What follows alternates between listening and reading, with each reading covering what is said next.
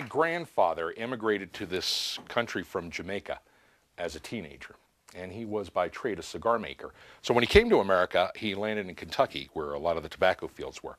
And he wasn't there for very long when he went into the small town near where he was working, and he heard a psst from the alleyway. And he walked in, and there was a guy in there playing with some cards. And the guy said to him, "Hey, buddy, how'd you like to make yourself some quick money?" Well, now my grandfather was not averse to that. He really didn't have much when he came to this country, and he was a little cautious, though, because they had card cheats even in Jamaica. And so when he shuffled the cards, he watched very intently as the man said, all you have to do is follow the play of one card.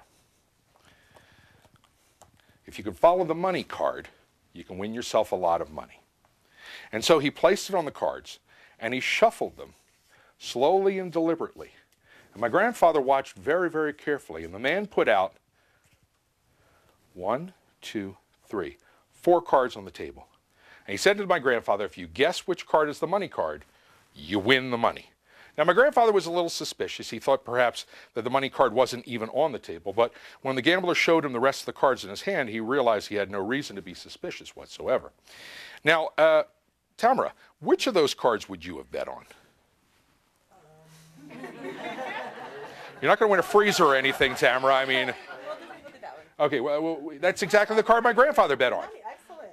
Yeah, and that's when the gambler made his move. And he said, oh, I'm sorry, son, you've lost your money. I've got the money card right here.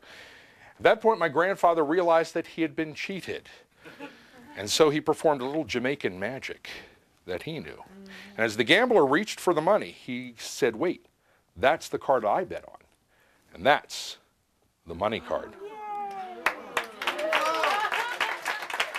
Well, the gambler froze in his tracks, and when he turned over the card that just a moment ago was the money card, he realized he'd been beaten by someone or something he didn't really understand. Well, my grandfather got to keep the money, and he got to keep the cards, and that's how I got them.